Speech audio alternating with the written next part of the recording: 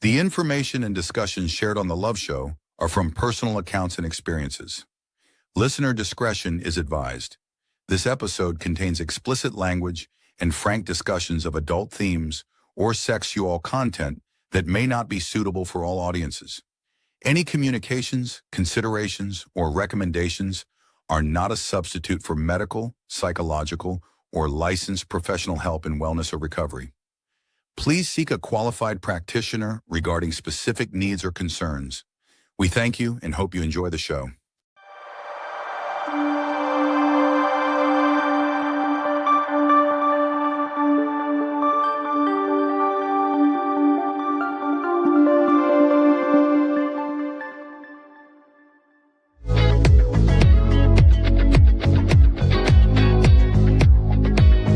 Welcome to The Love Show, an exploration of love, romance, relationships, and sacred sexuality. This is your invitation to dive deeper into your innermost self and strengthen the bonds of love and intimacy. Jennifer Rose is an international psychic medium, transformational guide, channel, writer, and healer. With the help of fellow trailblazers, Jennifer's mission is to combine timeless wisdom and modern spiritual awareness to transform and evolve humanity, all while encompassing healthy transformative love, epic beauty, and divine connection. Now here is your host, Jennifer Rose.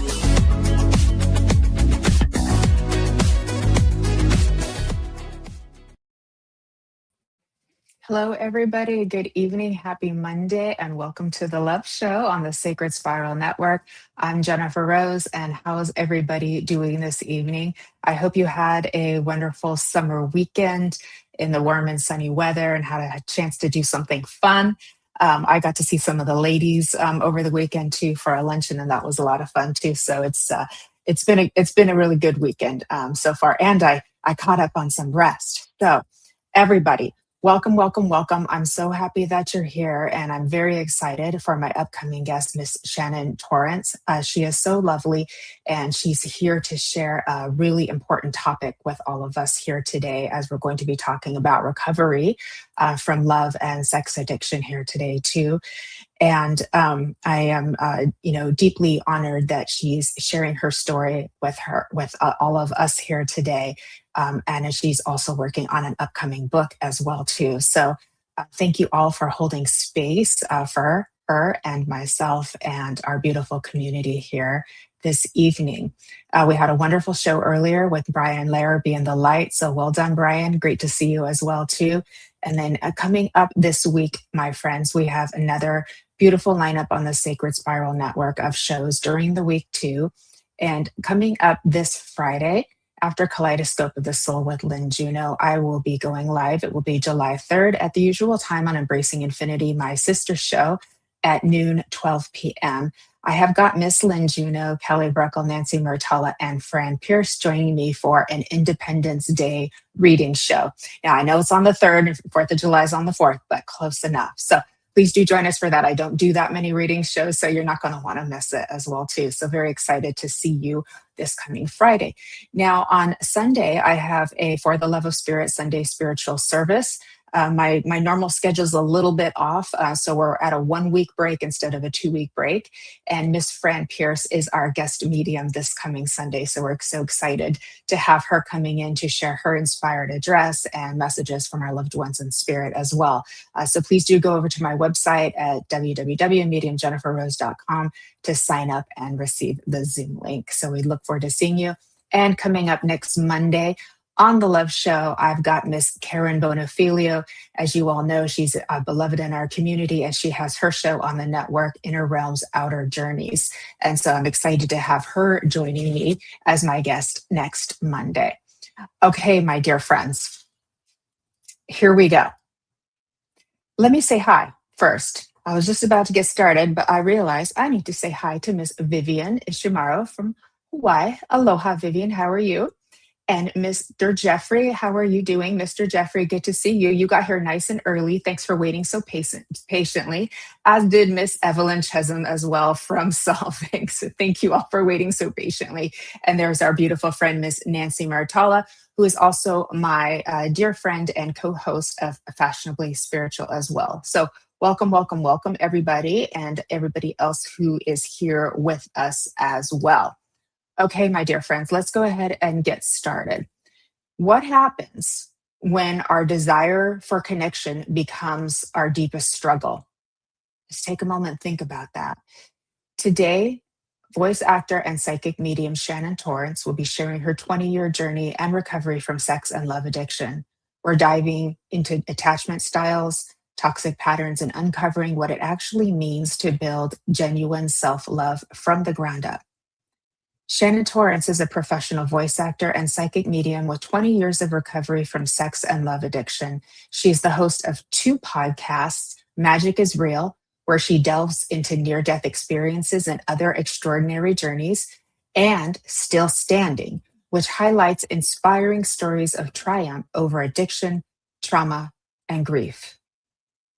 Currently, Shannon is writing her first book, offering guidance and support for those on the path to recovery from sex and love addiction, drawing from her own journey and hard won wisdom.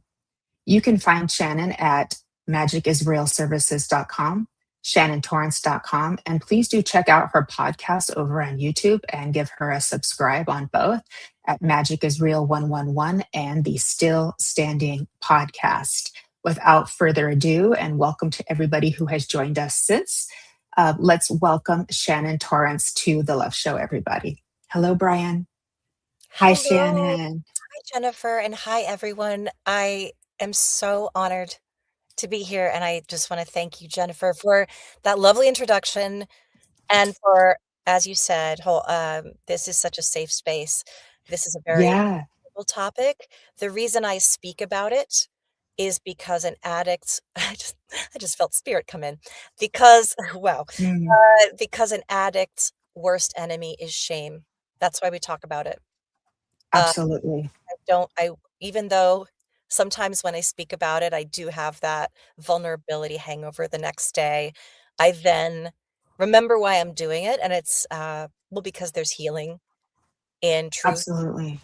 and Yeah. ability, and there's healing in sharing it so that other people don't feel alone and other people don't feel ashamed, because I love the way that you described this, like this quote unquote malady, which is that what happens when your desire for human connection becomes the most intense pain you could Yeah. possibly imagine. And I'll Yeah. just say that, yeah, I was in I a, feel it too. isn't that amazing? Yeah. Mhm. Um, there, I was in a 12-step meeting once, and there was someone in there that said that, he said, I'm a heroin addict and I've become sober from heroin. And he said, but there's the pain of withdrawal from a person, or an addiction to a person, or just this general lack of self love is 100 times more painful in his experience.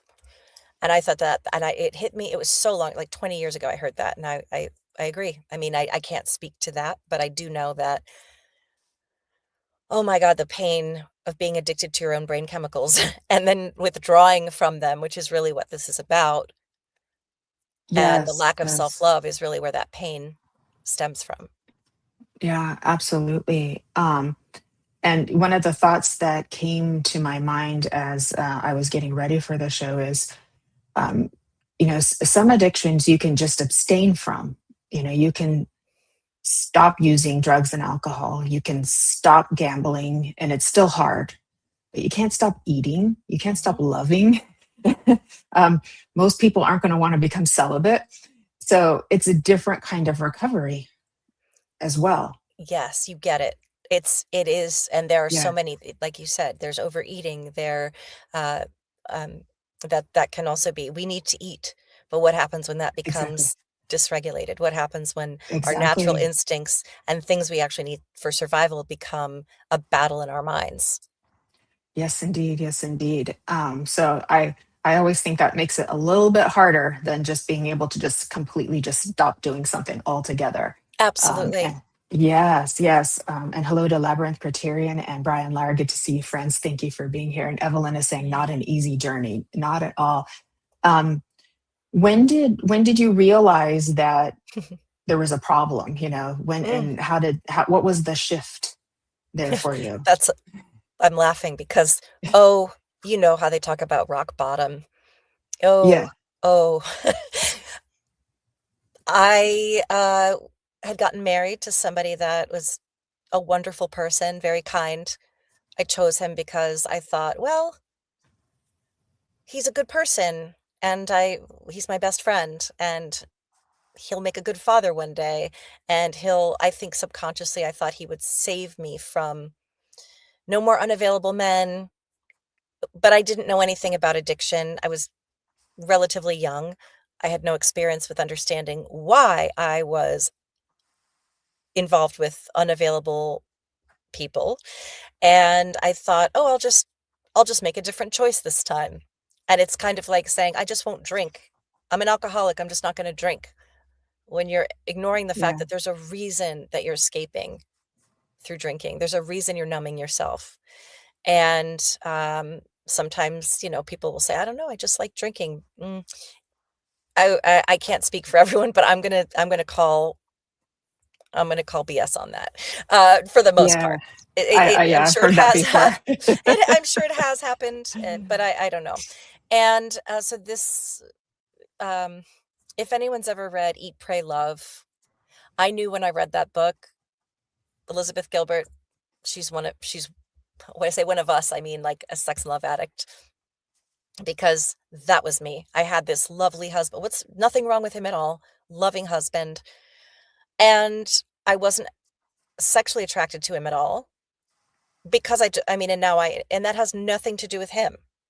It's the connection between connecting intimacy with actual love and commitment. They feel sometimes like Mhm. two different things. Like there's a disconnect there.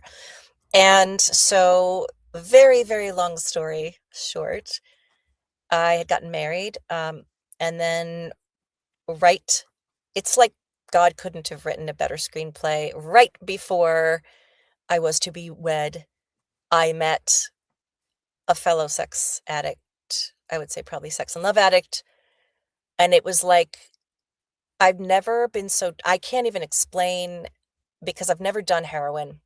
But I'm imagining that the feeling of that I had when I met him was like this rush of dopamine, oxytocin, adrenaline. I didn't have words for that at the time. This was a very unhealthy person. This was someone that seduced me, and it was like I suddenly went into a trance, and it was like all boundaries were off. There was no I remember thinking, "I cannot do that. I am not that person." I'd never in my life been unfaithful to anyone. I always thought of myself as the nice girl. I don't do things like that. But I have to be careful because I don't want it to sound like an excuse, but it's all I know is it was like I was paralyzed and had no control. Yeah. So, long story Like you short, were under a spell. I mean, literally, it was so intoxicating. I literally said, "I don't have Mhm. control." That's why we say we're powerless in the 12-step rooms. Literally, I was powerless, like, I can't resist this, it's so intense. So, had this affair even before we got married, and then I said, "We cannot do this, we gotta stop this, like, I cannot do this, I'm getting married, I'm gonna be good, it's like, I'm gonna stop drinking, I'm not gonna drink again." And I Mhm. tried to just forget it, and then a year into the relationship, this man reemerged, and it was again the spiral downhill, like, just Jack and Jill the Jack and Jill hill. I just start falling and falling and falling, and within weeks, I'm like, I wanna get out of my marriage, I don't want to be cheating. I want to be with this drug. I want my drug, but I I didn't know that, and so I leave my husband very unceremoniously. I don't even tell him the truth. I'm just like, I can't, I don't wanna be here anymore." He tried to make it work with me. He said, "Let's go to therapy." Yeah. I do not want therapy. I just wanna run away with this other man. I don't Mhm. want this. And unfortunately, really, I mean, I just thinking about what that would have felt like for him is like, I can't even I imagine. Fortunately, he's now married with children, but the way that I left so coldly because I just wanted out and I just had to I felt like I just have to be mean because I don't want to talk through this. I just don't want to even. So I blindsided him completely. And then the night I left, my lover said, "Come meet me out." And I'm thinking, finally, we can be together. And I have all my suitcases in my trunk and I meet him there and he goes, "Ah, that waitress is really hot." He's like, look at her." And I'm already starting to feel like at this point I've lost like 15 pounds from just crying in my closet every day, like Elizabeth Gilbert, trying to Hmm. figure out what to do. And Yeah. he says, "Well, I just wanted to take you here to let you know that I'm dating someone now. And so I'm in a relationship and I'm now committed to her. And so I'm ending this with you." And he said, You just have too much baggage." Literally, I was like, "Yeah, it's in my trunk right now, and now I have nowhere to go." Like, I'm literally just got kicked out of my house. Well, you know, he was like, "Go, Yeah. leave." Like, I Yeah. kicked myself out, got myself kicked out, and, there I'm driving around Hollywood, like, drunk, 'cause now I've been I'm drinking, I'm drunk, I'm Like, a what the wreck. F did I just What do kind just of happened? feeling? And then he said, "But if you Yeah. want, you can spend the night at my house because 'cause I'm gonna go spend the night at my girlfriend's house." And I went Oh, back to and this is really, like, kind of like the only story you need because just to show the depths of the addiction and how people could probably say, "Why did you what are you talking about?" He gave me his house key, I went back to his house.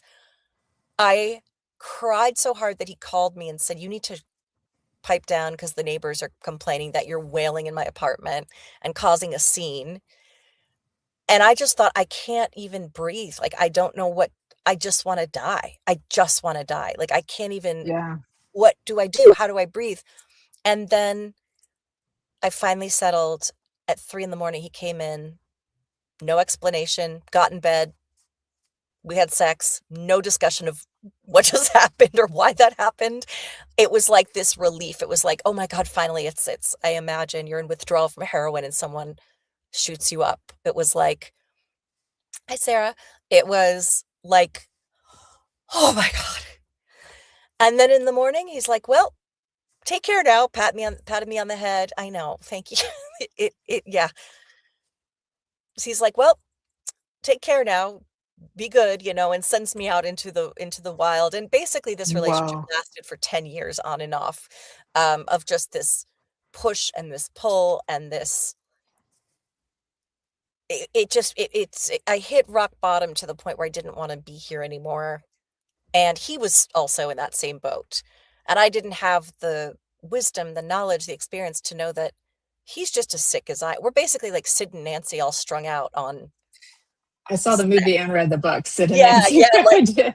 I I always say did. we I were did. like Sid and Nancy, but we weren't doing drugs, we were taking hits of each other, and Mm, then I was dysregulated, and then he'd say, "You're crazy, get away from me," and then I would just be desperately seeking some kind of comfort, and he would knock at my door at 3 in the morning, and I would just let him in, and I looked in his phone, and there were just messages from women like, "I love you, I love you, I love you," and him saying it back, and I didn't even confront him because that's how yeah. sick I was. And so Yeah. finally, I get it. I Yeah. was rehashing this with a friend of mine, and she finally said, "Listen, I can't listen to this anymore.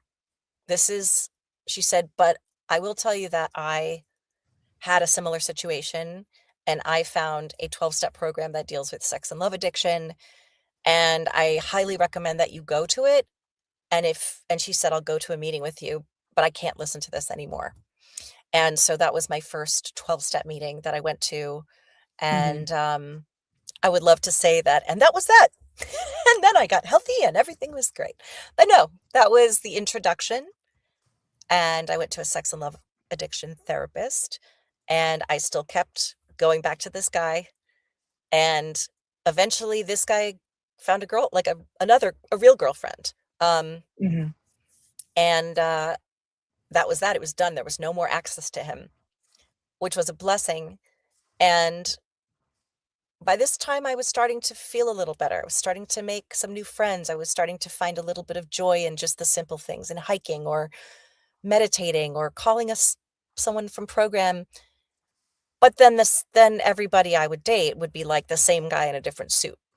Just not, maybe not so toxic. Like, oh, he's nice, but he's an avoidant. And I just kept finding myself sobbing and sobbing and sobbing and sobbing and literally thinking, I'm defective, I'm not lovable. If I were only prettier or smarter or more well-traveled or more, having no concept that these people were what they refer to as, avoidance. And what I learned. And they have the same thoughts in their head that Yep. something's wrong with them, and this is the thing that plays back and forth too. Would I'm gonna guess this would stem from, early Yeah, childhood, dad not being very present, either working all the time or just being emotionally absent, things like that. Would that make sense? that And that's would what your nervous system mhm, knows and was just going to yeah. what it knew. Yes, and in my case, it wasn't. I mean, my dad did travel a lot, but in my case, it was something very specific that I had Mm. and still have gratefully in middle age. My parents are still together, and Aw. thank God I have them still, and Yeah, they we're not are dad bashing. not We're at just all, but we're that's a just scenario that is setting the scene. Yeah. it is Yeah. so common. It can also it's often narcissistic, distant father, smothering Mhm. mother, or some variation of that. In my case, yes, my father traveled a lot, but I never Mhm. noticed because when he was home, he was with us, fully Yeah. present. And my mom really picked up the slack in a way where I didn't even really notice that he was gone. And Yeah. so mine was I had a large birthmark on my face, and it was very big and dark.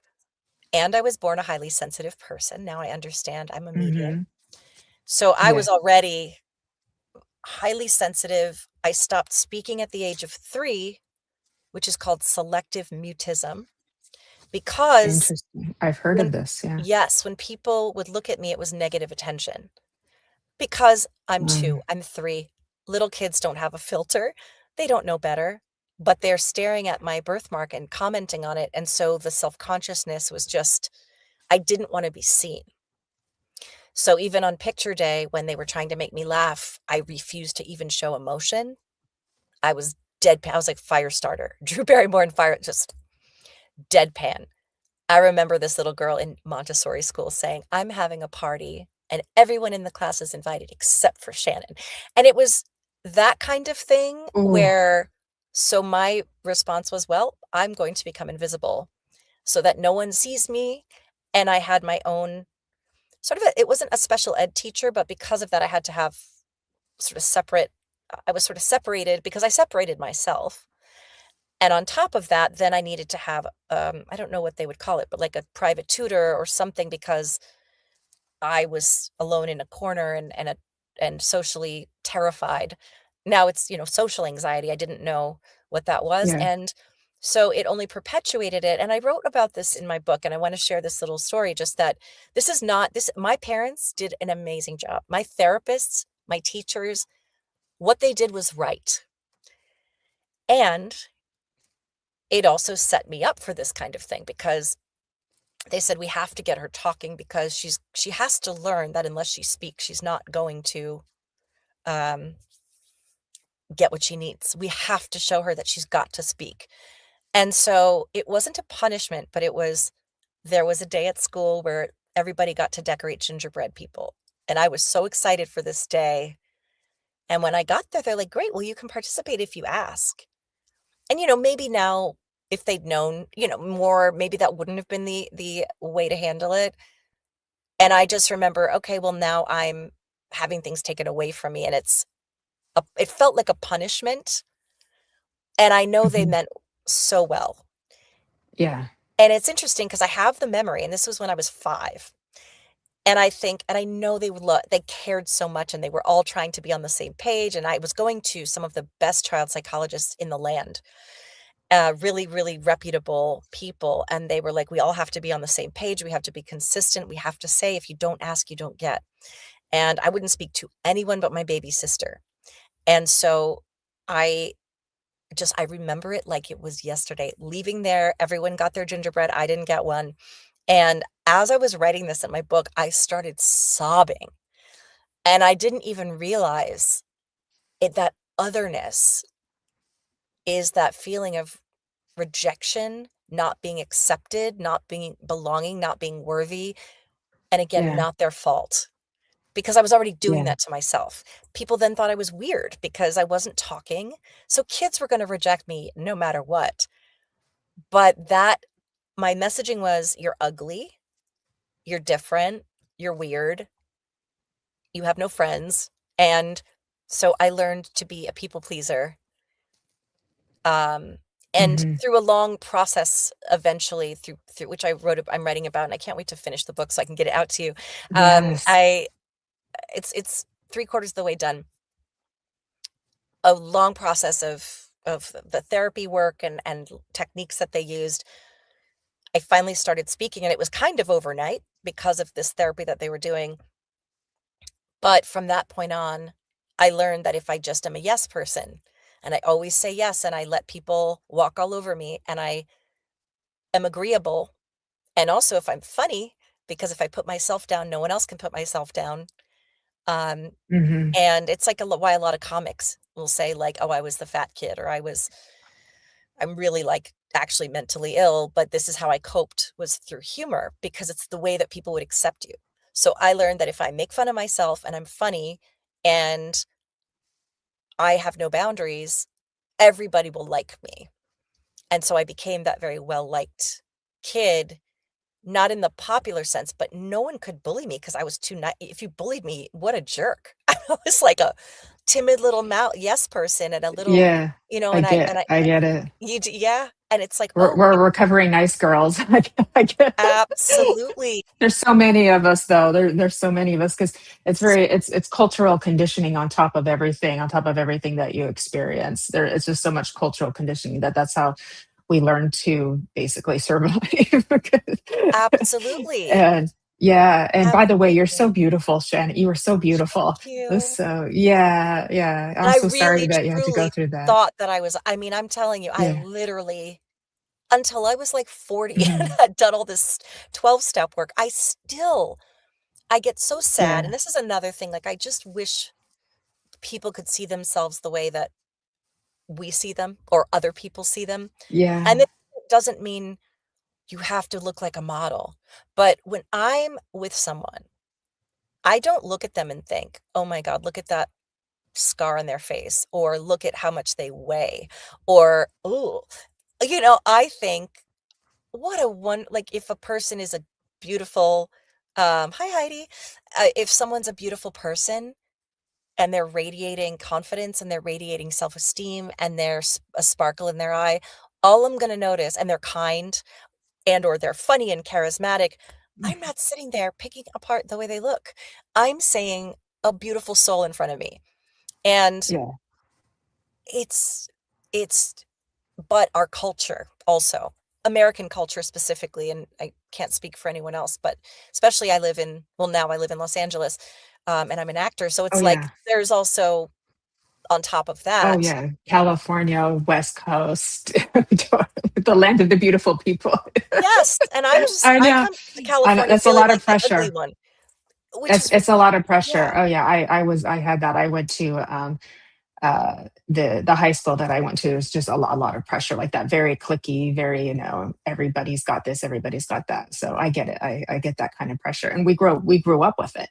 So we understand what that's like too. So it's a lot of factors, and ultimately it's like these abandonment and rejection wounds are sort of at the core of suffering and humanity. And it's it's where all of these other patterns start to web out, and where we create all of these pretty archetypal defense mechanisms and kind of costumes and things to work around, whether it's being the nice person or being the avoidant, or being the violent person, or being the disconnecting person. All of this, it's like these are all ways that we're figuring out how to cope with being human. And the question is there something better? And we know there is. There's something Yeah. better. There's a better way to do life. There's a better way to be human that Yes. gives room for all of us to feel wanted, needed, respected, to all feel like we belong and that we matter. You're so eloquent. I love listening to you speak. Thank And you. one of my favorite, well, just something I say a lot is like, is water seeks its own level. So I was dating unavailable people who were traumatized and didn't love themselves. And they were, quote unquote, I thought, rejecting me. No, they were not rejecting me. They often were rejecting intimacy. They Mhm. were, and there were, and Yeah. I was also an unhealthy person with low self-esteem, which is not attractive. I also had no boundaries. I also was having casual sex with people who I would have sex with, like people I didn't even like because I felt obligated because they liked me, or I would have sex with someone because I was lonely, or because I needed the validation. Um, I would I would act out in these ways just because I needed to feel attractive, but it was never enough because I Mhm. didn't feel attractive. So if anybody liked me, I remember my mom saying, "You don't have to go out with everybody that likes you." But I didn't know that. And so the Yeah. other thing is that because I felt so crap about myself, I am attracting other people that feel crap about themselves. Mostly, I'm grateful I was never in an abusive relationship. That's not my thing. Thank God. Um, when I was 19, there was a possessive jealous, but I ended that like, you know, pretty soon after I went to college. But I did, well, I did tend to only be attracted to people that were not available. And what I learned in going through my recovery process was that you're choosing people who are unavailable because you're unavailable. And I was like, no, I'm not. Like, all I want is I had I had this fantasy, and this is another thing I learned. Sex and Love Addicts Anonymous, um, that covers so many things. It can cover avoidant. There are people that go there because they they are sexually anorexic, meaning they do not have intimacy because it triggers them. There are people in there that are addicted to promiscuity Mhm. or um, online stuff. I just don't wanna say that. I don't know if it, Okay. for the Okay. algorithm, like, I don't So wanna say any. I get it. Yeah, I Yeah, get it. and then there are people that, also as, what was it?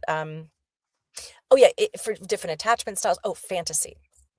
There's also Okay. something I got called fantasy addiction, So it's and not that. just what people think in their minds that it I think people think in their minds that sex addiction is just somebody who has a lot of sex with Yep, a lot of people, and you're like, no, it covers these other uh, spaces as well too, including people who don't have it at all because it's too hard. exactly, Okay.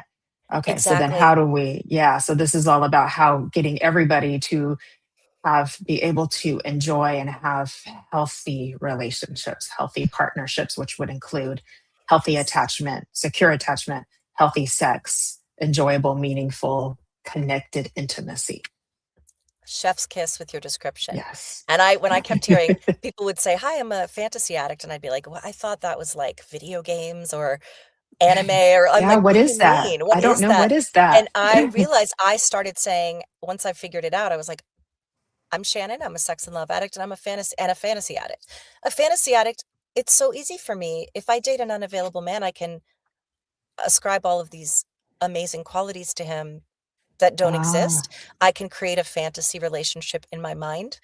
I can ignore the red flags and, ignore his unavailability and put him on a pedestal, and I can imagine that we're star-crossed lovers and that this is yeah. some kind of, and well, that's a whole other thing. I don't wanna go there here, but and there's, I think that you do have these experiences from a spiritual perspective because you need the karmic lesson, um, Yeah. as I Yeah. did, but, so I do think there's something to there is that a magnetism. It's also Yeah. addiction Yeah, because we're. there are soulmates, there are twin flames, and then Yes, there are karmic partners and these types of things too. And then there also are people who may think that they're in one of those just because of the brain chemistry, the trauma loop that they're caught into, because Yes. the overlap and the similarities um, can there's a lot of similarities there too. And so it's probably only through healing and time that you begin to figure out which side you're on, like which category you're into. Maybe Yes. both, but eventually you can figure out. Because if you're able to actually, move on in a certain kind of way, then you can kind of figure that out. But I get what you're saying with that. Yeah. And as we go Yeah. and as I talk about how do we recover from this?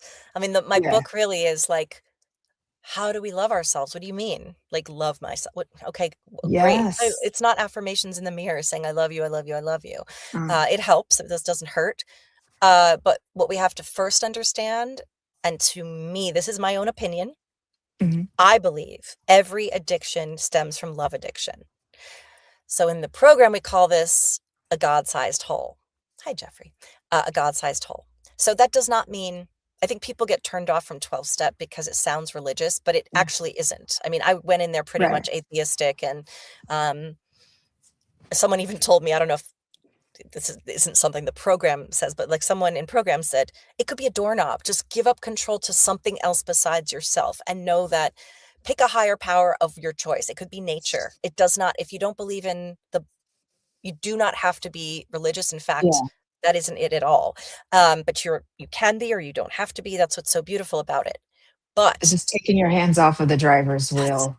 Just take your hands off yes, for a minute and you're see not if in control. it still goes. And it does. Yeah. Yes. Just like, ooh, Yeah. yeah.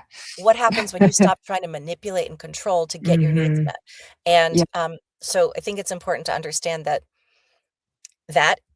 literally what I've understood is like when people are like, well, how did this happen? Yeah. My cause, like some people, it's abuse, so narcissistic parents, Hmm. um, SA stuff. But for me, it's literally I was traumatized by my own highly sensitive personness, my own severe anxiety, my own feeling so big that I didn't when I was 3, I think, my, child psychologist said to my mom, "Poor Shannon, she has such big feelings she doesn't know what to do with." I mean, I feel so deeply. Yeah, I I know. I know. And we don't We know what all to know do with that. that, right? Yeah, We don't. exactly. Oh yeah, and we're empathing so much energy around us, and yet everyone thinks it's us, but they don't realize we're a mirror to everything that's going around when we're empathing that kind of thing, and then we're feeling. But that's how your brain is wired. That's how you were born. It's actually your gift.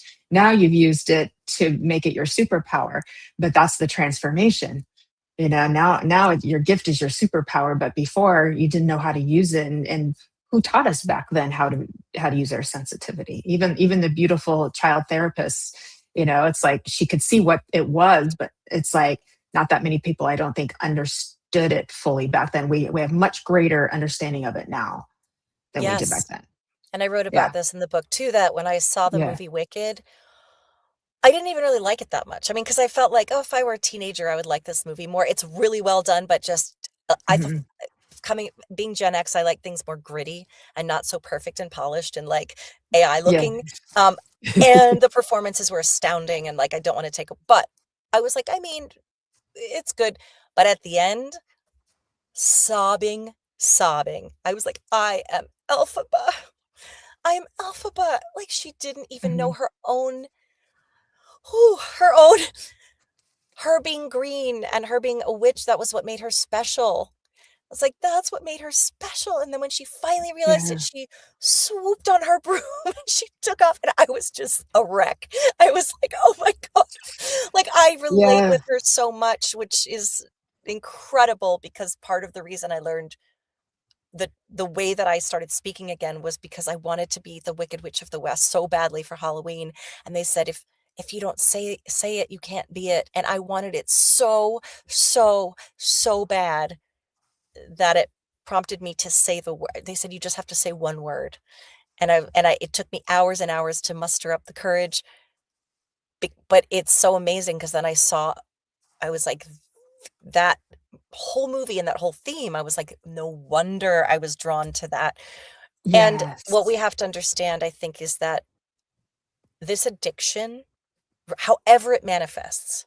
So again, sometimes it's not an addiction. Sometimes it's you are terrified of intimacy. It has traumatized you. You don't want anything you're addicted to isolating. It can be that. But in my case, the dopamine and the oxytocin, and the adrenaline of connection, because I was thirsty for it as a kid, like parched, dry desert. When someone gives me, even now, like I love connection but in a healthy way, like just even Yeah. this, but in a Yeah. good way. And now I'm a nanny, Yeah. and it's like the connection with the baby is like, oh, it's so like, I'm like a kid that just wants to like grab you and shake you. I have so much love. Yeah. I'm getting high off my own brain chemicals. And sex is a very heightened aroused state. That's why there is no such thing as casual sex. I don't care what you say. Maybe everyone processes it differently, but what is Oh, yeah. casual about the act of sex?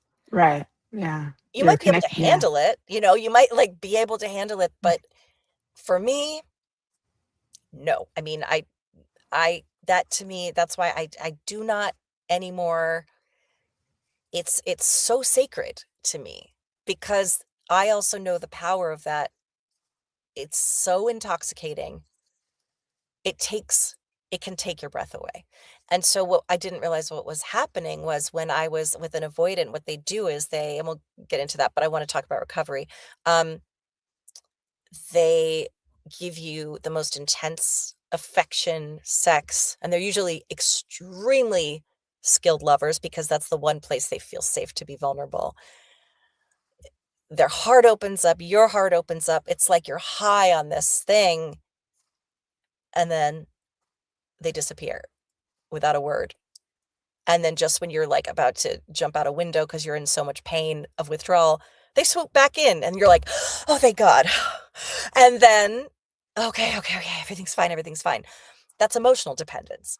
So how do we heal when, like you said, we need connection?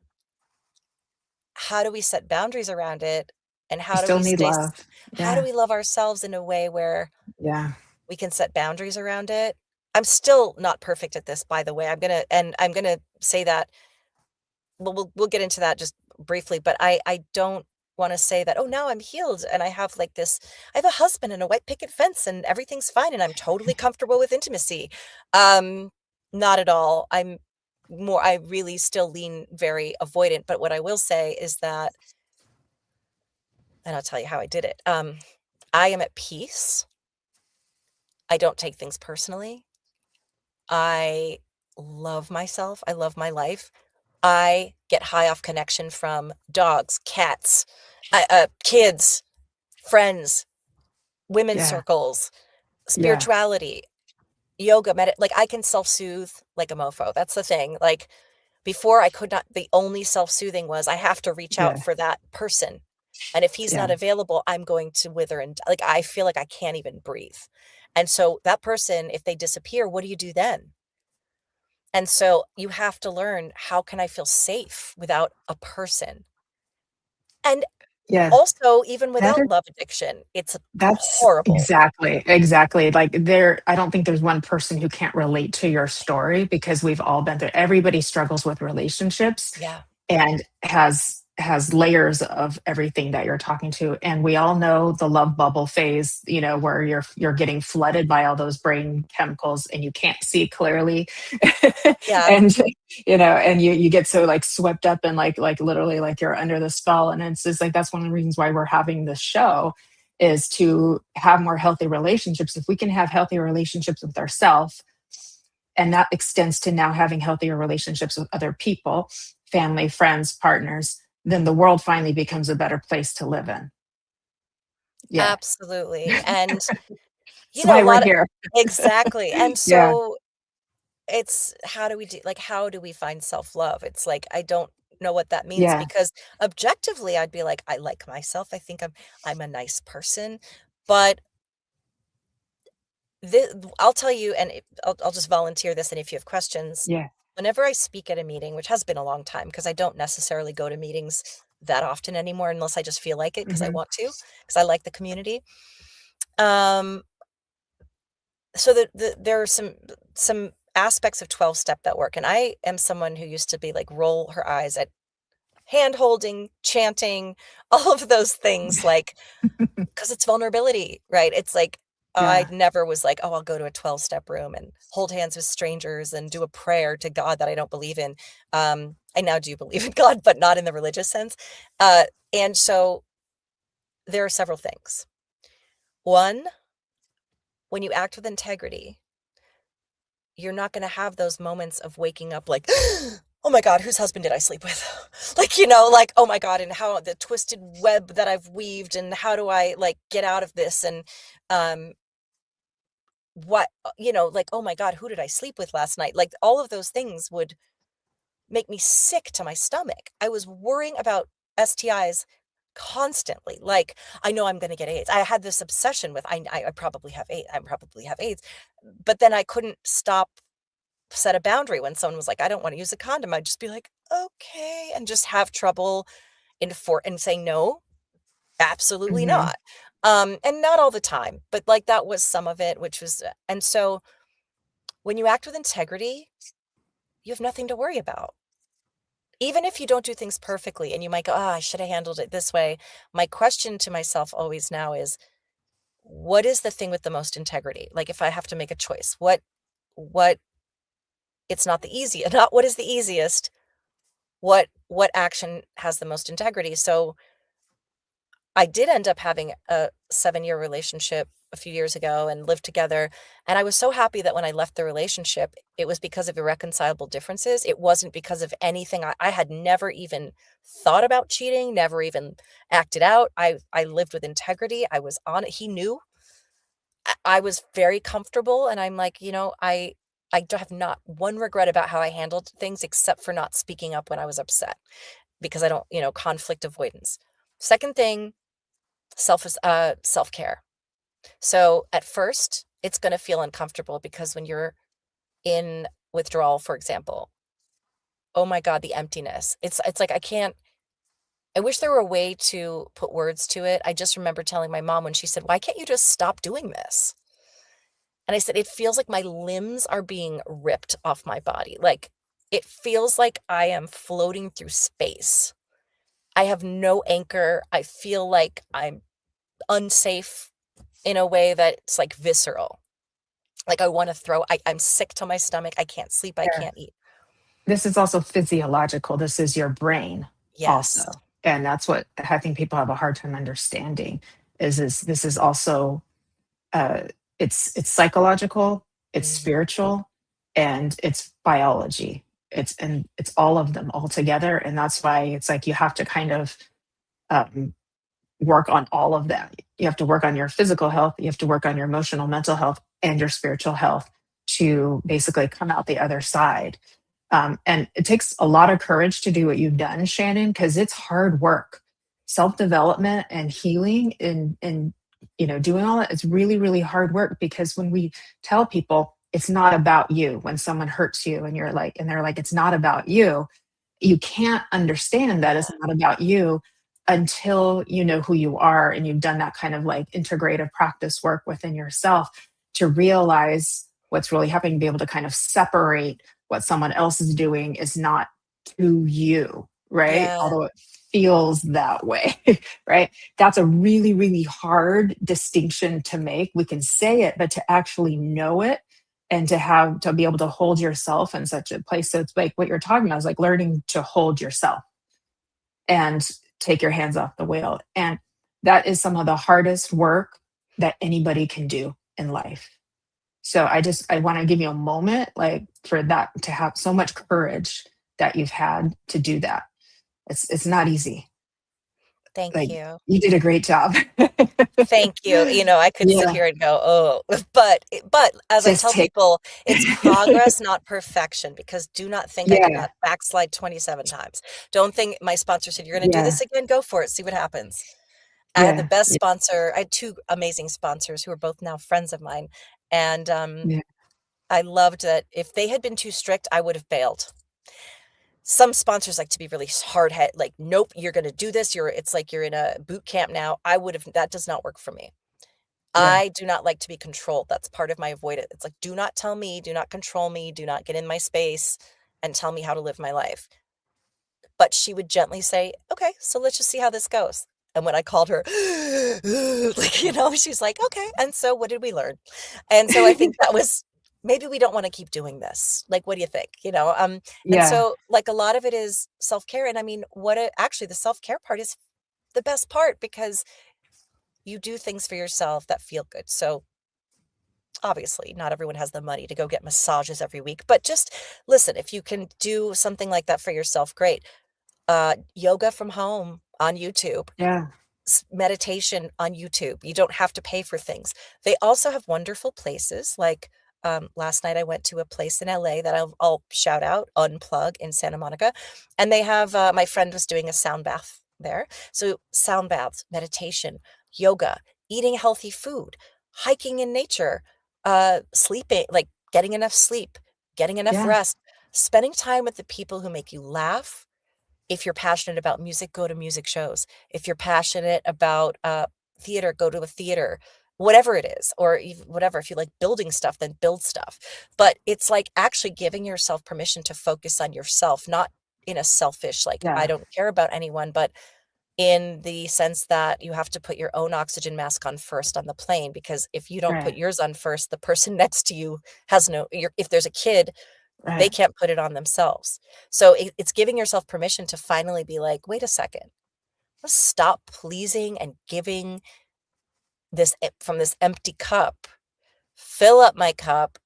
And then the next step too is being of service to others. Now, I'm not going to say, Yeah. oh, I did all this volunteer work but now I am, right? But being of service to others could be as simple as when you're thinking about other people, you're not thinking about yourself. You're thinking of, even if it's donating to a GoFundMe or like a small act, or buying someone a coffee, or holding the door open for Or somebody. smiling. Yeah. Smiling at somebody. Yeah, Yeah. Little things complimenting too. someone. Mhm. Oh, but I it's yours. think Oh, go ahead. you point out a couple of things too. Is I think the root of all of this, of these, rejection and abandonment wounds that create these attachment patterns, is we learn to self-abandon. We all do, men and women, because we're taught to be nice and sweet, not to Yeah. have a voice.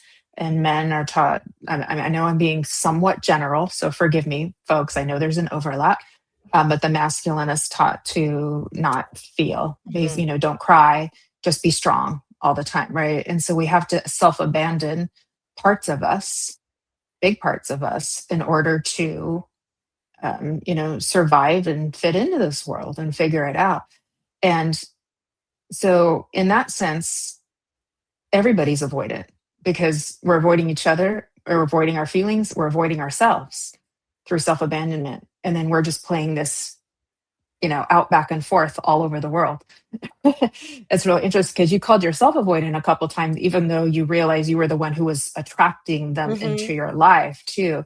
And I think that's what maybe some people might not realize, is that you have to look at your own avoidance in order to not be continually attracting that pattern anymore as well. Does that make Yeah, sense? it does. Yeah. Because when I look back now, it's so interesting to me because it's my life, but also as I'm writing the book and going through all these memories, I'm like, this, when my sponsor first said, okay, let's do I think it's the second step, where it's like, all right, where did all this begin?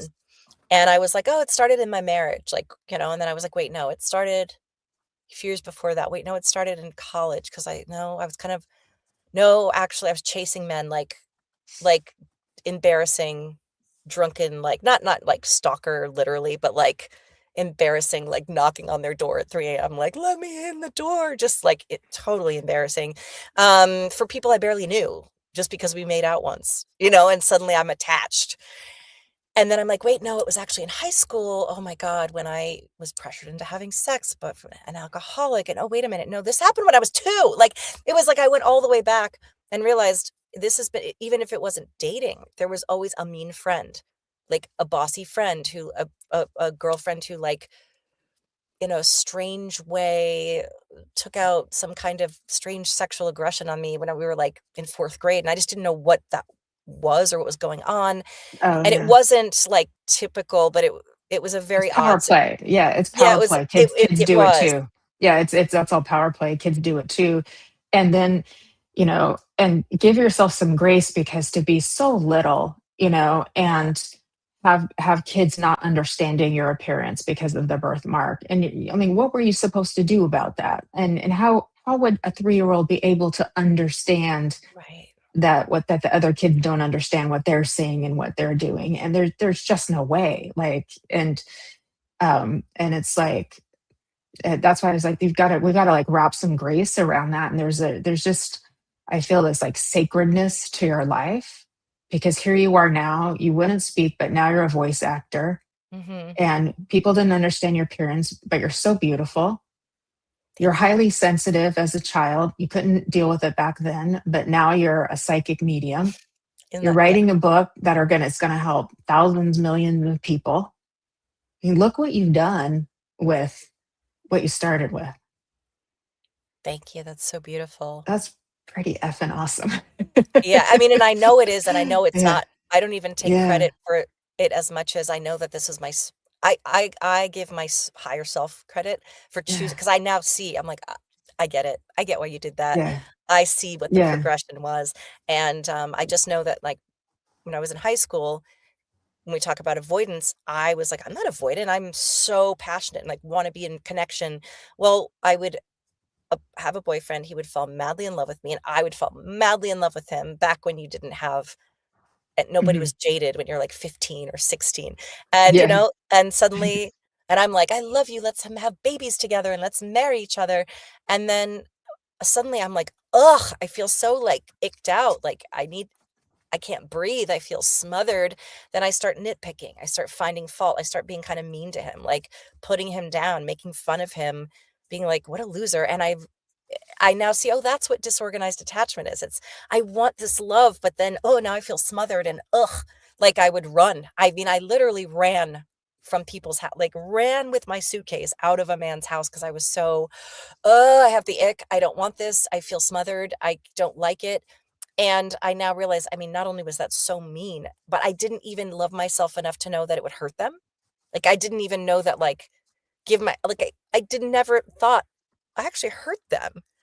I just was like, "I gotta get out of here, ew," and, like, didn't even think about how they would be feeling. And also the fact that, it makes sense now, it's like, "Oh, but then when somebody then maybe towards, like, college, that's when I was introduced to the avoidant." And then suddenly I'm like, "Wait, who is this? Who is this dreamy person?" And it's like, "Oh, those are the people that you don't actually want to be with you." Hi, Diana.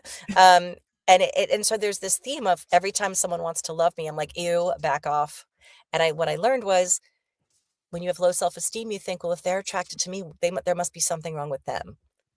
If they like me, they must be such a loser. And then you start to, so Oh, there's so, wow. yeah, that was so, I And don't, so that's why you're looking for something wrong with yeah, them. but it was about my own defectiveness. There was nothing wrong. None of these people, there Yeah. was something This wrong is with what them. I know this is what everybody goes through in different levels. Like Yep. everybody's walking around with these feelings of not being good enough in the back of their mind. They don't realize it, but that's what's driving their behaviors, all of their protectors of Hmm. their beautiful, pure, innocent hearts. And this is the human condition that we're talking about, and just shows up in so many different ways. But Yeah. there is another way. Yeah, there is another way, and there's a way to find it, and that's by coming home to you. Hmm. Yeah, coming Yeah. home to you first, and then when you reconnect with you, then your connections with others get so much more magical. Yeah. There's so much more possibility. I love that too, and all of the self-care things that you listed off are so valuable, not hard to do, not expensive, but also I get it because it would regulate your nervous system. It would bring you into the parasympathetic response. It would help your brain to heal, so that your brain chemistry can now come back on in the balanced neurochemistry for yourself too. That's a thing, right? Yeah. It's like taking care of your brain Yeah, the other as key to well. it is in 12 step, it's taking contrary action. So, Ah, at first it's so hard. Oh my god, is it so hard? Oh, your qualifier, the qualifier is the person you're addicted to. So it's like that qualifies you to be a sex and love addict. You're qualified. Um, You went no contact, and now he's texting you. Every part of you wants to go back to him. And you're like, I can't do this. I can't do this. I can't do this. But the more that you consistently say no, no, no, the first time you're just like white knuckling it. Over time, you're like, oh my God, that made me feel really proud of myself. I feel good about myself. And then instead, I chose to go out with a girlfriend and have some like frozen yogurt or do something healthy. Um, yeah. I also don't drink anymore, but that's not because of that. I was never an alcoholic, but I Mm, definitely drank to get drunk throughout my life. I also get migraines, so I just physically can't do it. But staying clean, it doesn't mean I don't sometimes, it doesn't mean I don't smoke weed sometimes, but I personally don't have an issue with that. It's more like being sober. It means not just being free of drugs and alcohol. It means being f- uh, off your bottom lines, which are I made a list of bottom lines, which are, you know, um, no unavailable men, like no sex until the fifth date. You write kind of a dating plan for yourself. And when you mhm. start sticking to those things and you realize, wow, I did it, then you start to feel good about yourself because you didn't cave. And contrary Yeah, action is like not acting out when you would normally act out. And over time, you're like, this feels way better. This feels so much yeah, better to me than that. And now I don't wake yeah. up with a pit in my stomach with regret and remorse and embarrassment and Mhm. shame. And over time, you start to really like yourself. And then with that, you start to really love yourself. And the more acts of integrity I don't want to say perform, but you live in, like when living in integrity, you're like, I actually do like myself. Really, truly, I like who I am. Yeah, I really like who I am now. I And love it. yeah. And the other thing is like making amends, which is not an Mhm. apology, not I'm sorry I cheated on you because yeah, I don't care how you feel. That makes it about you. It's not about your feelings. It's saying, I these are the things that I did to you that I'm acknowledging. I was unfaithful. I was dishonest. I was out of integrity. I made a commitment I couldn't keep. And then you say something to the effect of, if you don't want to speak with me at all, I completely respect your boundaries. But if there's anything left unsaid, and even if it means you want to yell at me for an hour, I'm here to hold space for it, even though I'm so glad my husband didn't because it would have felt terrible. But I'm like, I said, I Yeah, give you the opportunity if you want to even just tell me what a POS I am. Like, if you just want to yell at me or you want to know something, I'll tell you the full honest truth if it'll help you heal.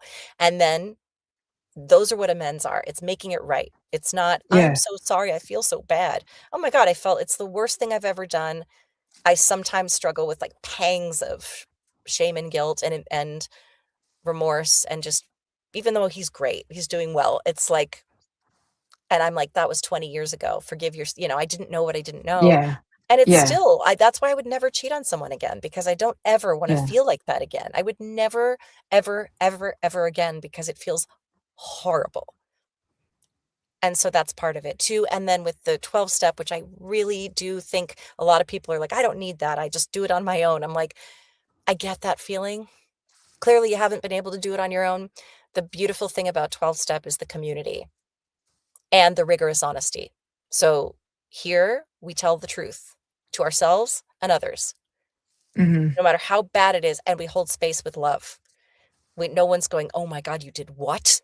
It's Yeah.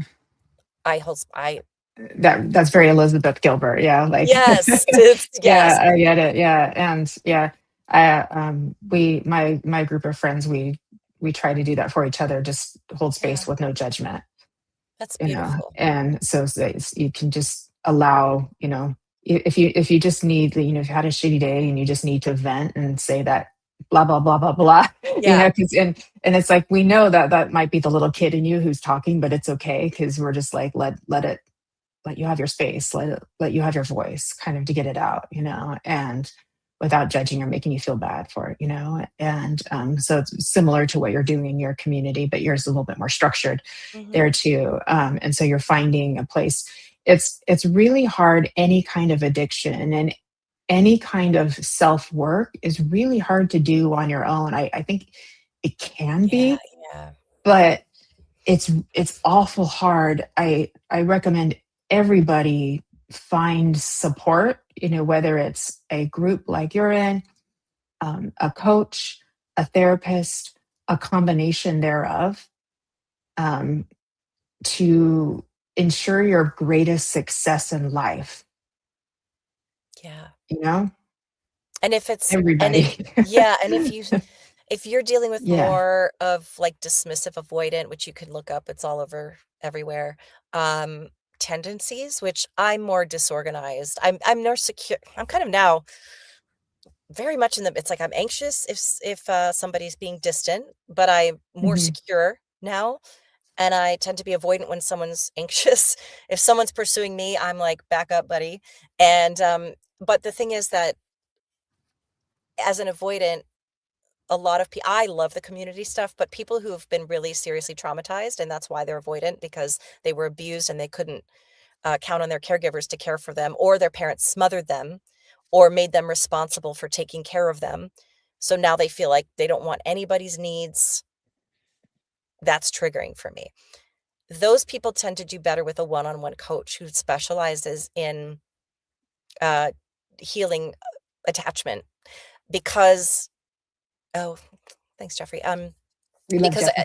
yeah, because it like 12-step, if you're severely avoidant and, socially and sexually anorexic, th it's probably really good for you to learn to be comfortable in a group setting, but also it can be extremely terrifying. So, even if you just can't bring yourself to do that, find a coach you can trust, somebody who specializes in attachment, and, but again, contrary action is part of it, is stepping into a room of people when you're somebody who isolates. I've seen people do it, and it's the bravest thing I can imagine, is to see people in those rooms saying, "I don't talk to people, I stay by myself, I can't make eye contact, I don't trust people, I was really badly abused." Actually show up and start to feel comfortable and know that you're safe here, you're safe, and that's part of the healing, and it's the scariest thing for those people to do. Yeah. For me, I'm like, "Oh, I love the connection." So I'm like, "Let me Yeah. speak at a meeting, I wanna be hugging everybody." I'm like, I love the 12-step rooms because the people are so, at least this particular group, because it's all empaths and people who feel Yeah. deeply. And so it's like my Yeah. people. Yeah. Yeah. I love that. And the connection and also showing up, you Yeah, know. showing up. We have to Even, show up. Show up for your life. We have to. yeah, Show up for your life so that you live it the best it can be, and that's one of the biggest gifts you can give to humanity is showing up for your own self. yeah, And most of us don't know how to do that. So we have to learn. We have to relearn, and that's okay. And that's like totally okay. That's part of the journey, I think, too. But that this is how we're going to make the world a better place, too. And acts of service outward, great. But serving yourself inward and becoming a whole person, imagine what kind of power you have now to really be of service to humanity. Like mhm. that's pretty awesome too. Yeah, that's really And it doesn't beautiful. feel draining, it feels fulfilling, and Filling. it feels healing, and it's Exactly. like, I Yes. love working as a medium, sitting for people in Yeah. grief. I know you do that too. Yeah. Being able to hold space for other people without Mhm. feeling drained is like, I don't feel drained at Yeah. all. I might I cry don't. with Yeah. them, right? You don't either. Yeah. I don't either. Yeah. Some people ask me that. Don't you feel tired from dealing with No, people with grief? And I'm like, no, it's when I feel the most beautiful. me I'm too. in the most loving frequency. I'm in my highest self. Spirits around. I'm doing me, what I was meant to do. I'm living my purpose. Same as you. Yeah. I love it. I'm Yeah. comfortable around it. And so to me, it's like, I Yeah. know I may not know what it's like to lose a a really close loved one because I've been so fortunate in that realm, but I do know Yeah. what grief feels like, and I Yeah. know it. Oh I yeah. was buckled, knees buckled on the ground, dry heaving. My mom had to fly in to because I just couldn't Mhm. function. And so I can't say I know what it's like to lose someone, but I know that what I was experiencing in my addiction was grief, across the Oh board yeah. grief, Oh yeah. Yeah. It brings you to your knees. It really literally. does. It brings you to your knees. Yeah. I know. And it's the price we pay for love, and you learn to carry it around, and every once in a while you need to talk to it, you know. It's Yeah. like, oh, you're back. You need some love. Okay. Yeah. And now Time I'm out. able yeah, now I'm able to Yeah. process that feeling of relationships ending with Yeah. a healthy cry, which is like, Hmm. that's normal.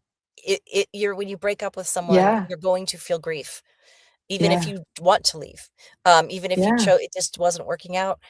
I now know I just noticed Hmm. like, "Oh, I cried for a day, and then I went on with it." It's like and then, it's I Yeah. don't, and that's not like I'm not even saying that's ideal. I'm just saying, like, if you wanna cry the whole year, please do, if that's what you need. Go to but I think that for me, it's like Yeah. now I get so happy just being with my girlfriends or my male friends too, but Yeah. being in, like, a women's circle, I'm like, "I got everything I need. I'm good. I got my cat.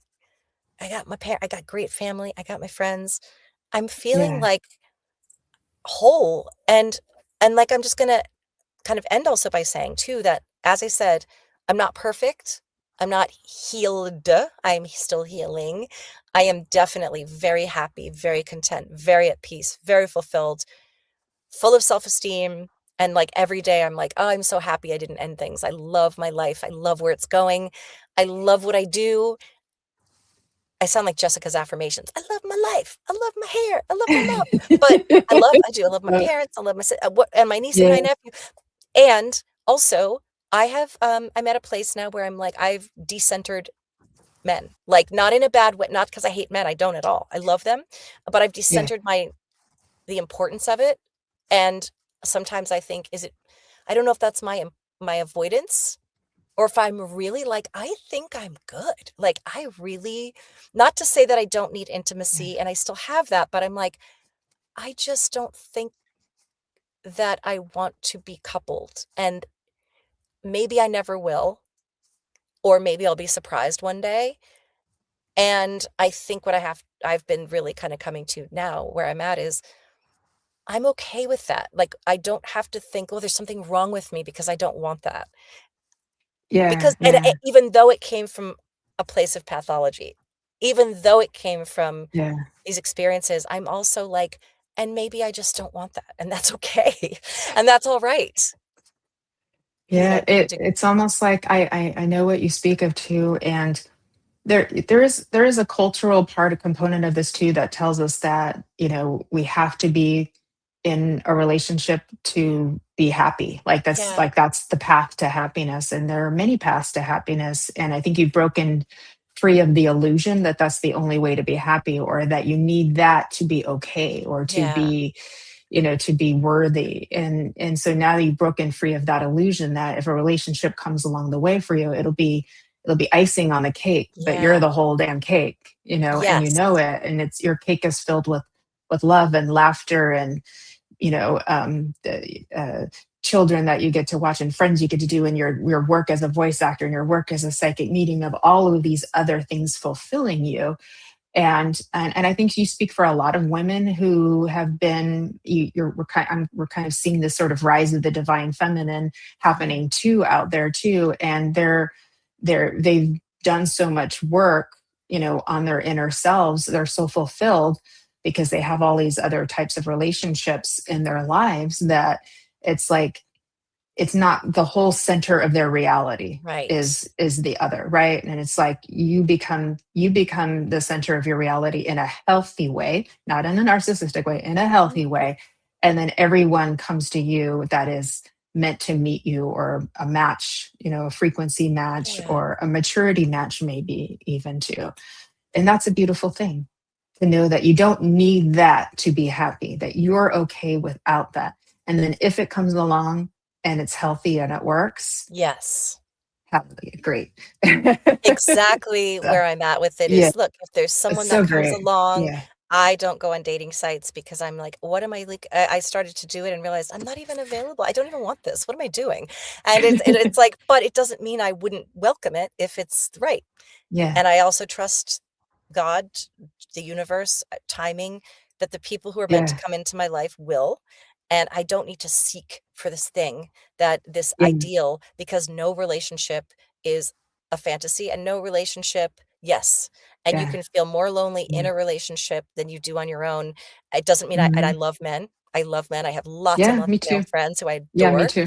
and Mhm. I know they have their own set of issues, like you said, they're socialized to shut down feelings, and I have empathy for what leads them to get this Yeah. bad rap. We get labeled as too emotional, they get labeled as too not emotional enough, and it's true, but also, like, they have their own kind of traumas around that, so Yeah, this isn't a and then men versus their women. emotions show up as, like, anger management issues and things like Yep, that.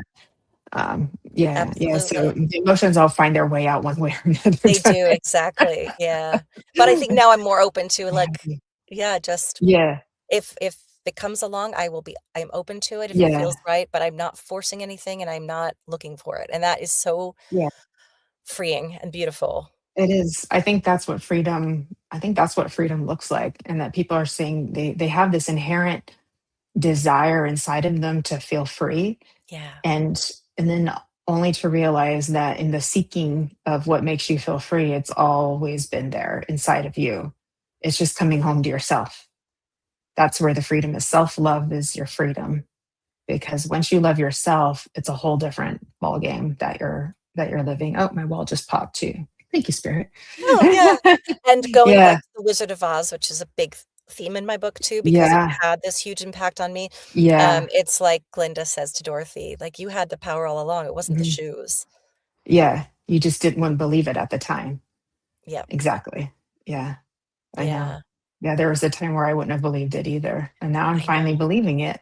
You know, I know. and if that little, there are little tendencies or little voices in me that are kind of like how things were, it doesn't like overpower me anymore. I can come and say, oh wait, no, that's not us anymore. This is the new this is Right, the new us, right? yeah, And so that's a nice place to be. So um i think uh I think we've done well, and I'm so proud of thank you. you. Do you know when your book will be out, or you're I'm still still finishing writing it, but finishing it I'm up? now that I've but this is Yeah. good because this is accountability, is I'm very close to finishing it, and now I just have to find out about all the publishing modalities, but this is going out, and it's Mhm, my, guides have told me this, my spirit guides, many mediums have told me this, and that's why mhm. I'm writing it because it isn't for me to tell my story, it's to help other people, um, like I said, with the caveat that, look, Elizabeth Gilbert just wrote another book, and where she talks about this, Yeah. she's like, "Oh my god, I'm so effed up." Like, and I'm not. I don't wanna say that it's not that bad, but there's Yeah, still I still have issues around intimacy, and it still plays out in different ways. I just have yeah. much more self-love in it, and I have better boundaries in it, and I'm feeling good. So but it does not mean that this is like, "Oh, and I never feel triggered," or I never find myself s Yeah, self-abandoning for a I man or know, whatever. I know. I mean, come on, like, There's no arrival. It's like that's where we can get ourselves into trouble thinking we're healed and nothing bad is ever gonna happen again. That's not life. Life is no. always gonna have its twists and turns and ups and downs, and I witnessed that this weekend. It was like one bad thing happened, then one good thing happened, then one bad thing happened, then one good thing happened. And I was just like, and I'm like, that's just life. I could get pissed about it, or I could just be like, oh, Yeah, that's just life. It just does that. It's just this little ping pong effect, and you just learn to just it's just life. That's how it I is, know. right? And and there is no final destination with anything, just like with mediumship, or with enlightenment. That all of a sudden, if I reach this place, I'll finally be happy. It's just a continuous process. I get it. I get it. Yeah. But that said, you've done really fucking well so Thank you. I feel that far. I have, and I'm proud of my higher Yeah, self and the spirit guides that we worked as a team, yeah. and I know they were up there going, "Oh, girl, what are you doing? No, not again." But they protected me, and I mean, Yeah, not only and yeah. this is not a brag, but it's like somehow I got through all of that. I do not have an STI. The worst case scenario never happened. Like, all of the horrible Mhm. things, I fortunately, nothing dangerous ever happened to me. I was never Yeah. Thank forced goodness. into like, for all of the situations I put myself in, I believe spirit guides were like, "You have this big thing to learn, and you're gonna be able to help other people. Your path is just gonna be we're gonna save you from some stuff that just isn't your path." Like, it's just Right, so I'm right. so fortunate that it wasn't worse, and also it was my head was what was the pain was the problem, not the, um, I'm very fortunate that I've lived a pretty safe life, and I've had a very secure family and like a very loving family. And I Yeah. just think that like my spirit guides were like, girl, we can't, you, some of this is free will, but also we're going to make sure that, you're also protected because that's not supposed to happen to you. Right. But Right. it's because I needed to help other people. And I know that Right. now. So you put some experiences in your shopping cart, but not these other ones. Those weren't, we didn't take Yes. those off the shelf. And so spirit guides are like, no, that's not on that's not in your cart. We're not doing that. And it's a So literal miracle, yeah, and so I know yeah, that they're like, "No, that this is yeah, the way it's gonna go, and it's gonna hurt a lot," and yeah, there's no comparing grief, there's no I can say I'm so fortunate I wasn't abused, I'm so fortunate I grew up very yeah, privileged, like, I'm very, very lucky because I had something to yeah. come back to, which is why I didn't take my life, because I'm like, I could not do that to my family, they're so I would ruin their lives, and I knew it, and that's the Hmm. only reason I didn't take my life. Yeah, So I don't wanna say I didn't also have advantages, but I yeah. always say if I can do it, you can do it too, because my sex and love addiction therapist, who's a specialist and works with a lot of people in Hollywood, said I was the sickest sex and love addict he had ever met and worked with, and Wow. he said, "I want you to ask your dad for $35,000 so you can go to, uh, rehab." And I was like, "I am not telling my businessman dad from the South that I'm a sex addict." My mom knows, but my dad does not wanna know things like that. He doesn't even wanna know about who I'm dating, and I'm like, "I can't." He said, "You need to go. It's like, this is the worst case. Like, you are just so stubborn and so in it." So, I tell people that even though I might look privileged, because I am, I also was deemed like the worst case scenario, so if I can do it, you can do it too. Even if you didn't have a Yeah, supportive family, you have friends, you have people that love you. You have yeah. yourself, you have whatever God of your understanding. You are not, Hmm. just because you had a traumatic background doesn't mean you can't climb your way out of it. Oh, absolutely. Um, and I want to be careful also about like comparing one person's, pain to Yeah, another. Cause like you, I did not grow up in an abusive household. I mean, every family's got its little dysfunctions and things like that too. But I would probably say my upbringing was similar to yours. And that doesn't mean my life was easy. That didn't right. mean I didn't have a lot to learn. That doesn't mean I haven't felt pain and extreme grief and gone through really, really hard things too. Right. And it's Yeah, like I'm very grateful that I didn't have these other experiences that other people have had, and I hold their experience in sacredness as well, too. But I want to also honor that, what you went through as a 3-year old was really hard, and you would yeah, have no way of comprehending that. And it only takes a little thing mhm, to develop a belief that we're not good enough. It's all to a child because we don't have frontal cortex develop, we don't have this frontal lobe development. And no matter what adults say to us, we don't have that reasoning capability to think differently. We think it's all about us, that there's something wrong with us. That's how children are. It's just where we are in our development too. And so it only takes a small thing to develop that too. But there's so much hope. There's so much hope because when we get healthier, our relationships will get healthier. We'll raise our children in healthier environments as well too. We'll have more understanding of each other, and then the world becomes better. And what we're wanting to see will actually be reflected back to us again. So through your recovery and what you're sharing with other people, because there's going to be plenty of people who go, "Oh, I'm not the only one. Me too." Like, look how brave she is. If she can tell her story, I can tell my story. I can get help. I know I'm not alone, right? Like, then there's just that ripple effect, and you've given this big gift to humanity, through telling your story and sharing what you've learned. yeah, I couldn't have done it without other people doing the same. So that's why I Yeah, share, and, yeah, it's even though I can look back and yeah, just think, "Oh my god, the way I behaved, I'm mortified," but I can't hold on to that shame because then I don't heal, and I just remind myself, yeah, that's part of the journey. I didn't know what I didn't know, and, yeah, like, also, are people really thinking about it as much as I am? Everyone's living their own lives. They're not focusing on what Yeah. I did wrong or the mistakes I made. Yeah. Even if they don't like me because of it, they're not thinking about me and spending time, Yeah. like, putting pins in a voodoo doll about it. It's They're like thinking about their own selves, yeah, too. yeah. And and another just interesting lens of perspective or perception to look through is sometimes the darker parts of us that drive behaviors that are considered socially unacceptable Mhm. to can also be our biggest teachers. We can look at them as like these parts we need to heal and fix and things, but then at the same time, they can be our biggest teachers too because they wake us up to realize something about ourselves, which is that we need to come home. Yeah. Mhm. My You rock know? bottom was actually they how they Yeah. say, "It's not happening to you, it's happening for you." Yeah. And would never wanna feel as bad as I felt back then, but I never Yeah. would take it back in a way.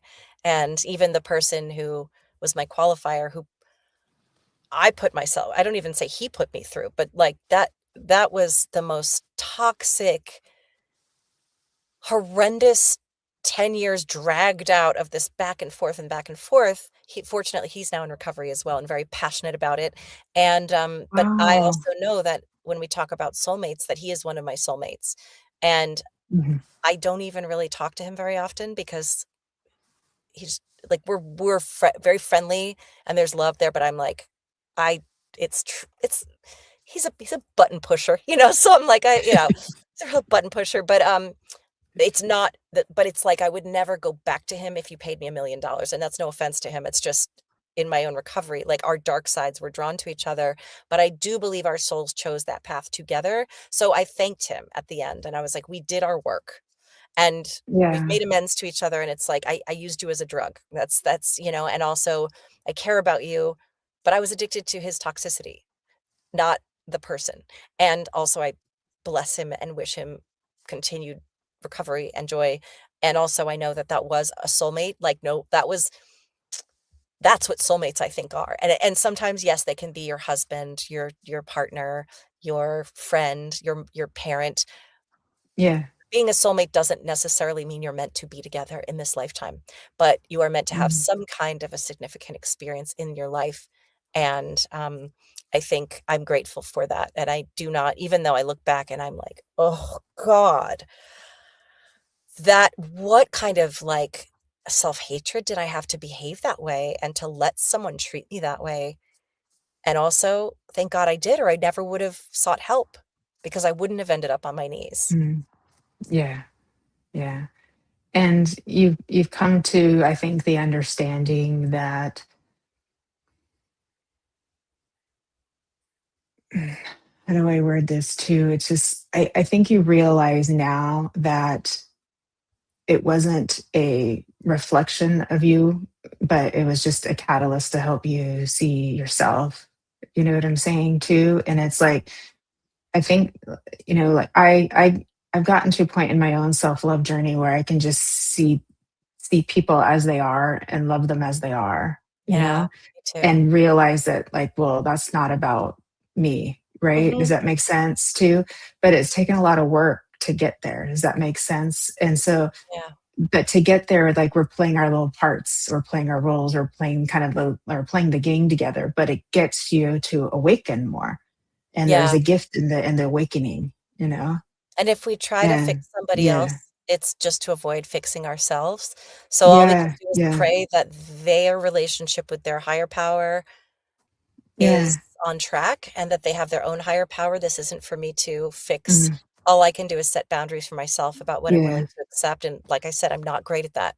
yeah. I'm an overgiver, but Well, yeah, we're taught to make ourselves smaller, especially as women, to yeah, make ourselves smaller in order to make other people more comfortable. But then you learn that doesn't work. Either way, you're screwed. So it doesn't work. So you might as well just go be you. amen. Oh my Might God, as so well well just go said. be you. It doesn't Incredibly, work. so well said. Yep, yep, Either way, you're screwed. So just be you. Just be you. Enjoy exactly. life. Cheers, Yeah. my love. And find your people. The people who don't get you, Yeah, it's like the people who yeah. matter don't mind, and the people who mind don't matter. And I still Oh, don't I feel like that. that. I Oh, still that's a good have one. people pleasing. I still want everyone to like me. I still feel terrible when someone doesn't, but Yeah. now I also remind myself it's put a Mhm. protective bubble. That is, it's not my monkey, not my circus. No, not everyone has to Yeah. like you. Not everyone is at the same energetic resonance for better or for worse. It does not matter. We're just not in vibration together, and that's okay. Yeah. Yeah. Um, I um, I had the pleasure of being on the podcast, but also interviewing this lady from Australia named Get Through Matche, and she is a four-time TED speaker. Mm, And she was saying, and she helps women to tell their stories. That's like one of her passions. And she's saying 33% of the people are going to love you. 33% are going to be the haters, and the other 33% are totally indifferent. Just focus on your 33%. I said, just focus on your yeah, 33%. The rest, don't even put your energy there. exactly. Easier said Yeah, than done, but a very, very sage advice. yeah, I know. Yeah, Haven't forgotten it yet. I won't either. I'll remember that. So Focus on the yeah, yeah, 33% who gets you, and not everyone's going to get you, yeah, and that's fine. yeah. It's I totally fine. know. Yeah, yeah, It doesn't exactly. mean you're not worthy of love. Exactly. That's the thing. That's the thing, is we have to get it and get it into our reference that it doesn't reflect the value of you. Yeah. That's the big change. That's a big shift. It's very hard to do, but it absolutely can be done. Yeah. And you're a living testimonial of that, Shannon. And I want to thank you so much for your time, for your honesty, for your vulnerability, for sharing with everybody here today. Thank you to all of our friends who have joined us here Thank and you. been listening and sharing. There's some beautiful comments there for you too, Shannon. Thank you, Mr. Jeffrey, Thank you all and to for our being beautiful here. Kelly Brickle for taking care of us in the background here too. Any Shannon, any last minute words? I know we can find you at magicisrealservices.com. And you also have your two podcasts that everybody can follow. The Magic is Real and what's the other one again? Forgive The me, other my one is brain called went blank. Still Standing, and you might have to Still look at it. standing, Yeah, and I think the still link standing. might be I below, found but them. yeah, and Yeah, that's where I interview people that have overcome challenges like addiction and mental illness, yeah, and they're not just yeah, surviving, but thriving. yeah. I saw it. It's really good. It's a really good Thank account that you've you. got there too. I went and looked at both of them too. And any last minute words you'd like to leave us with, love? Hi, Vivian. Just I know this is what all my near-death experiencer interviewers say, and I agree, is like it's like, I know it's corny in a way because it sounds trite, but just remember that you are so loved. Really, really. I'm not saying, it's like, really, you are so loved. You are love.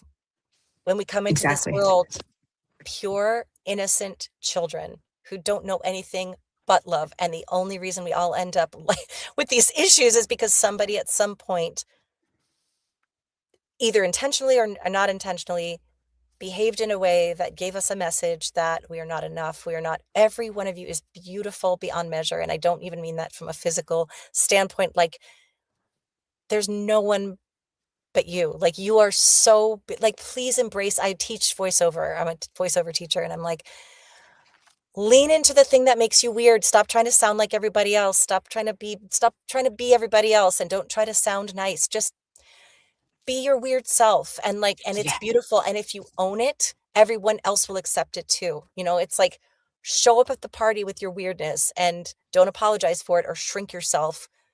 Like, just please live Yeah. loud and trust. And I say trust yourself, but really and also that there's hope, because like I said, there were times where I did not think I would even be alive today because of this addiction. And Mhm. if I can do it, you can do it. And I genuinely, sight Yeah. unseen, not even having spoken with you, like, love you, because you we are each I am you and you are me, and literally hurt Yeah. people 1,000,000%, and also we are literally all one, like, literally, not just in Yeah. some kind of fantasy world. We are all part of the same energy source that is Yes. love. We're just stuffed Exactly. into these different corporeal envelopes, and if Amen, I hurt sister. you, I hurt me, and so I can Yeah. say, I've chills. Spirit guides are giving me tingles on my forehead and my scalp. I love you. I love you. I love you. And I just my mission is to help people to love themselves really and truly. So thank you Yeah. for letting me share, and thank you for this beautiful podcast, which now I'm Yeah. obsessed with. I'm so I love you're you too, doing such a Shannon. great job. You're doing, and thank you for Yeah. everyone who spent time with us. Like, that's the energy in the room. That's Yeah. that community thing. It's So this is love. This is love. And yeah, we're all in our mutual weirdness together. And that's yes, love, folks. yes, Exactly. yeah. Oh Embrace yeah. your scars, I guess would be my, now I've got a scar in my Yeah. face and I think just my biggest takeaway is like embrace your scars. Yeah. I love that. Thank you so much, Shannon. Thank you, Jennifer. If you wouldn't mind staying with us after the credits roll, and then I'll see you back over in just a minute. Would that be okay? I would love it. Okay, thank you so much. Thank you to all our beautiful friends who have been holding space with us and staying with us. I love you all so very much. I'll be back on Friday with an Embracing Infinity for a reading show with Kelly Brickle, Lynn Juno, Nancy Maratala, and Fran Pierce. And my Sunday spiritual service is this coming Sunday at 10 a.m. Pacific with Fran Pierce as our guest medium. And next Monday on The Love Show is Karen Bonafilia. We've got something special planned. So we'll see you all very soon. Please sleep with the angels, everybody, tonight. And love you so much. Bye, everybody. Good night.